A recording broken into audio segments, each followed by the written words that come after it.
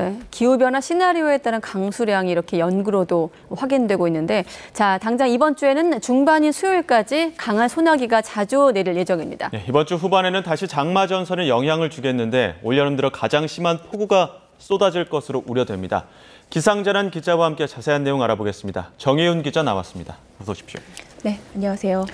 네, 어제도 그렇고 오늘도 이렇게 소나기가 예보돼 있는데 한 번 내릴 때마다 호우가 된다는 거죠. 네, 맞습니다. 이런 현상이 일단 어제부터 계속됐습니다. 오늘도 앞서 이제 보셨지만 충청과 일단 영남 일부 지역에서 시간당 50mm 안팎의 강한 비가 지금 집중이 됐거든요. 이번 주 수요일까지는 이 무더위 속에서 지금처럼 강한 소나기가 이곳 저곳에서 이어질 것으로 예상이 됩니다. 이 남쪽에 지금 뜨거운 공기와 함께 북쪽에서는 찬 공기가 좀 내려오고 있어서 대기가 무척 불안정해진 것이 원인입니다. 문제는 이 비가 언제 그리고 어느 지역에 이 소나기가 내릴지 예측이 무척 어렵다는 점인데요. 시간당 지금 30에서 60mm 가량의 이 폭우가 쏟아지고 있는데 이 지속 시간이 어제도 그랬지만 오늘도 이 1시간에서 2시간 사이로 강수가 내리는 시간이 무척 짧다는 게 특징입니다.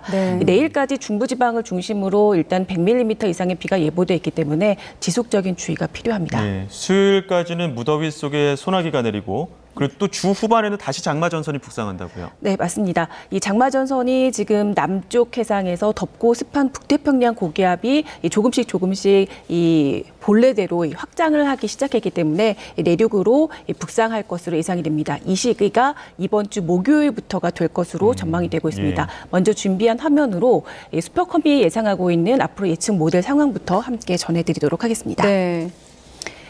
네, 지금 화면으로 보시는 이 화면은 방재 기상 정보 시스템 예상 일기도 화면입니다. 지금 보시고 있는 이 모델이 슈퍼컴이 앞으로 예상하고 있는 이 강수를 예상한 일기도 화면인데요. 이 나라별로 조금씩 이 결과가 다르긴 하지만 지금 보신 화면은 우리나라가 예측한 모델을 사용한 자료 화면입니다. 지금 보시면 13일이라고 쓰여 있죠. 13일 목요일부터 보도록 하겠습니다. 이 화면은 좀 복잡하고 좀 설명이 필요할 것 같아요. 지금 보시면은 남쪽으로 지금 북태평양 고기압이 지금 확장해 있는 모습이고요. 그리고 그 위로 장마 전선이 이렇게 위치할 것으로 예상이 되고 있습니다. 네, 그리고 자, 시간을 지금 돌려보도록 하겠습니다. 지금 보시면 13일에서 오후 로 갈수록 14일로 제가 지금 이동을 시켰는데요. 14일로 가면 북태평양 고기압이 더 남쪽 내륙으로 더 확장하기 시작하면서 지금 보시면 중부 내륙으로 비구름이 더 강하게 발달하는 모습을 보실 수가 있습니다. 붉은색일수록 좀 더 비가 내린다는 얘기죠? 지금 우리나라가 예측한 모델에서도 13일과 14일 사이 주 후반에 더 강한 비가 내릴 것으로 예상을 하고 있는 거고요. 그리고 조금 더 주말 쪽으로 이동을 해보도록 하겠습니다. 자, 맨 위 상단에 지금 날짜가 맞습니다. 지금 정혜윤 기자가 14에서 15일로 지금 바꾸고 있는 거죠? 자, 15일에서 16일로 갈수록 지금 중부지방 쪽으로 비구름이 좀 위치하는 모습이고요. 17일과 18일 사이로 가더라도 전국적으로 물폭탄이 쏟아지는 걸 확인할 수가 있습니다. 17일, 18일은 다음 주 월화 이렇게 되겠네요. 맞습니다. 그리고 자, 제가 지금 화면을 좀 이동을 해보도록 하겠습니다. 자, 이번에는 이제 우리나라가 아니라 이제 강수가 조금 더 신뢰도가 높다는 모델입니다. 이제 조금 전 보신 모델하고는 조금 다른 일기도 모습인데요. 다른 나라인 거죠? 네, 이거는 영국 모델입니다. 자, 여기서도 지금 북태평양 고기압이 이렇게 확장을 하고 있고요. 네, 그리고 중부지방부터 강한 강수를 예측을 하고 있습니다. 자, 이것도 이동을 해보도록 하겠습니다. 자, 이 모델에서는 13일을 지나서 14일쯤으로 갔을 때 가장 강한 비가 중부지방으로 집중되는 걸 확인할 수가 있습니다. 자, 그런데 조금 틀린 점이 있는데요. 자, 15일로 갈수록 지금 남부지방 쪽으로 비구름이 좀 이동을 했죠. 아까 우리나라와는 조금 다른 모습입니다. 16일쯤 가면 더 남쪽으로 이동을 하고요. 주말 사이에는 더 해상 쪽으로 이동을 합니다. 자, 영국 모델에서는 장마 전선이 해상 쪽으로 주말 사이 이동을 했다가 다음 주쯤 지나서 내륙으로 비가 내리는 걸로 현재 모사를 하고 있는 상황입니다. 네, 그러니까 아까 우리나라 모델에선 주말과 휴일에 폭우를 네. 예상했던 것과 달리 네. 영국 모델에서는 이제 장마 전선이 남해안 맞습니다. 부근까지 남아있다가 중반 이후 이제 북상할 것이다. 그만큼 좀 변동성이 크다고 해서 주 후반 장마 상황이 아직까지는 좀 유동적인 상황이다. 이렇게 좀 이해를 해주시면 될 것 같습니다. 사실은 이렇게 짧고 굵게 비가 내린다고 하면 기상 전망하기 쉽지 않아 보이는데 기상청은 현재 장마 전망을 어떻게 하고 있습니까? 네, 일단 기상청은 이번 주까지는 중부지방 폭우를 예상을 하고 있고요. 네. 이번 주까지 이 중부지방에 강하고 많은 비가 내릴 것이다. 그래서 좀 주의가 필요하다. 이렇게 예보를 하고 주의를 당부한 상황입니다. 기상청이 발표한 중기 예보를 좀 보시죠. 네, 지금 보시면 일주일 내내 지금 비가 예보돼 있다 이런 예보 많이 기사를 보셨을 거예요. 지금 기상청에서 예보한 걸 보시면 목요일, 금요일, 주말 내내 지금 비가 예보돼 있고요. 앞서 저희가 모델에서 확인했듯이 이 목요일, 금요일 중부지방 쪽으로 장마 전선이 북상하는 걸로 예상을 하고 있는 걸 이제 확인을 하실 수가 있고요. 네. 자, 그리고 토요일과 일요일에는 전국적으로 좀 비를 본 것 같습니다. 기상청도. 그리고 화요일, 수요일, 목요일은 지금 흐림으로 지금 되어 있는데요. 이 부분에 있어서는 앞서 저희가 모델에서 확인을 했듯이 비가 들어갈 확률이 좀 높다라고 보여집니다. 네. 자, 올여름에 그 장마도 좀 특징을 보게 되면은 초반 강수량이 좀 많은 부분이 좀 특징이 있거든요. 그건 네네네. 어떻습니까? 이 최근에 이제 제가 좀 본 바로는 6월 강수량이 좀 많았던 터라서 이번 장마가 지난달 25일 전국 동시 장마로 시작이 됐거든요. 그런데 시작부터 곳곳에서 시간당 50mm 이상의 강한 비가 쏟아졌습니다. 네. 그렇다 보니까 이 장마가 시작된 25일에 이 제주도에서 시간당 50mm에 육박하는 물폭탄이 쏟아진 바 있고요. 또 그리고 26일에는 이 충북 충주에서 68.5mm, 그리고 27일에는 경남 남해에서 시간당 74.5mm의 호우가 내렸습니다. 그리고 28일과 30일 사이에는 뭐 전북 고창과 충남 서산, 또 경북 영주 등에서 시간당 30에서 60mm가량의 호우가 기록이 됐거든요.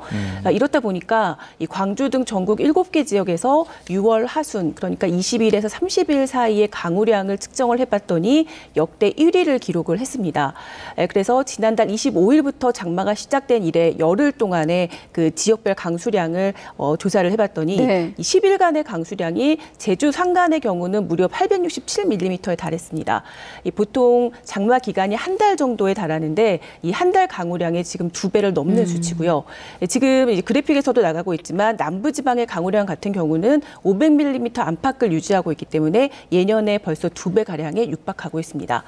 이런 현상이 올여름 이 엘니뇨가 발달을 하면서 북태평양 고기압 세력의 확장이 지금 늦춰지고 있는 상황이어서 장마 전선이 주로 이 남해에 위치하는 날이 많았기 때문인 것으로 분석이 되고 있습니다. 자, 그런데 이번 장마를 가리켜 별명이 많더라고요. 야행성, 도깨비 장마, 네. 홍길동 장마 이렇게 좀 별명이 많던데 그 별명의 좀 이유도 설명해 주시죠.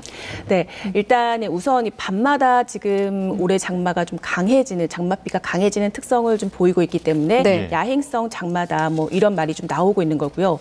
그리고 이 도깨비 장마와 이 홍길동 장마, 이거는 좀 이름대로 동해 번쩍, 뭐 서해 번쩍, 뭐 이런 특징을 좀 보이고 예. 있기 때문에 이런 말이 좀 나왔습니다. 그리고 좀 예측하기가 앞서 제가 말씀드렸지만 무척 어려운 상태입니다. 최근 밤마다 좁은 지역을 이 비가 옮겨 다니면서 강하게 지금 뿌리고 있기 때문에 게릴라 호우라는 말도 좀 많이 좀 들어보셨을 겁니다. 예. 실제로 장마가 시작된 25일 이후에 전국의 그 기상 관측소에서 시간당 50mm 이상의 그 물폭탄이 쏟아졌던 그 공식적인 사례를 좀 살펴봤더니 모두 네. 14차례였거든요.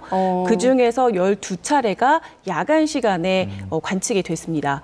또 번개가 발생했던 이 발생 일수도 평년의 2배가량 정도로 3.5일로 관측이 돼서 역대 가장 많은 1위로 기록이 됐습니다. 일단 이 도표로만 보면 야행성은 맞네요. 네, 맞습니다. 예. 네. 근데 또 최근에 이렇게 장마 시작부터 비도 많이 오고 강우량도 많고 강했던 이유들은 또 보면은 엘니뇨 때문이라는 분석이 우세하죠. 네, 맞습니다. 일단 앞서 제가 조금 잠깐 설명을 드렸는데 엘니뇨 이 영향 때문에 여름철에 지금 우리나라 이 북태평양 고기압 확장이 지금 조금 늦어진 상태고요. 예. 이 때문에 이 장마 전선이 좀 내륙으로 조금 더 빨리 이 확장해서 올라왔어야 하지만 그렇지 못하고 남해 부근에 오랫동안 좀 정체를 하고 있었거든요.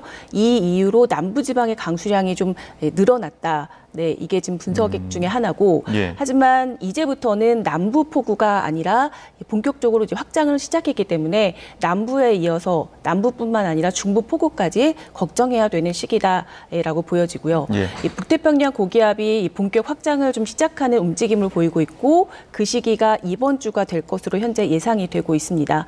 그래서 조금 더 주의가 좀 필요한 상황이고요. 네. 따라서 이 남부뿐 아니라 중부지방에도 이 장마 전선이 좀 물폭탄을 쏟아부을 가능성이 있는 시기가 이번 주가 되겠습니다. 이 때문에 사실 이번 달부터 기상청이 기상항공기를 남쪽으로 보내서 이 관측을 했습니다. 북태평양 고기압 가장자리를 좀 추적하기 시작한 거거든요. 그래서 기상항공기를 띄워서 북태평양 고기압의 가장자리가 어디까지 확장했는지를 추적하기 시작했습니다.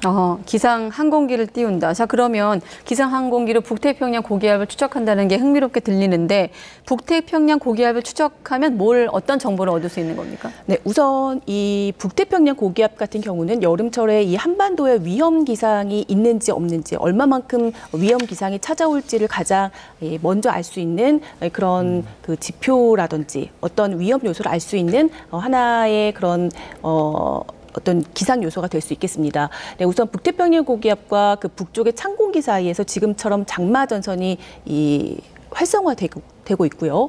그리고 북태평양 고기압이 더 강해져서 내륙으로 확장한다면 33도를 웃도는 폭염이 나타나게 됩니다. 그리고 이 태풍이 이동할 때도 북태평양 고기압의 가장자리를 따라서 이동하기 때문에 이 또한 중요한 사항이고요. 그래서 이번 달 기상청은 이 기상항공기로 이달 1일에 한 차례 정도 북태평양 고기압의 관측을 진행을 했고 앞으로 4차례 정도 더 진행을 한 뒤에 예보와 연구에 좀 활용해서 더 예보를 좀 공고히 한다는 계획입니다. 네, 알겠습니다. 기상 항공 얘기까지 해봤는데 유튜브 댓글에 그래서 서울에 비 언제 옵니까? 라는 질문이 눈에 띄어서 네. 이번 주 중반 이후까지는 장마 전선 영향이 있다고 보면 되겠습니까? 맞습니다. 저도 어제 이것 때문에 좀 기사를 좀 살펴봤는데 네. 이번 주 내내 비비비 이런 기사 재미있는 기사가 있더라고요. 네. 그런데 사실 이번 주를 지나서 다음 주 중반까지도 지금 비가 계속될 가능성이 좀 커 보입니다. 그래서 네. 당분간은 서울에 계신 분들도 지속적으로 좀 대비를 해주시는 게 좋을 것 같습니다. 짧고 굵게 내린다 하더라도 비 내릴 가능성이 높기 때문에 우산 들고 다니라 이런 네, 얘기죠? 짧고 굵은 비는 사실 이번 주 수요일까지고요. 목요일부터는 지속적으로 강하게 내릴 가능성이 있습니다. 네, 알겠습니다. 정혜윤 기자였습니다. 수고했습니다.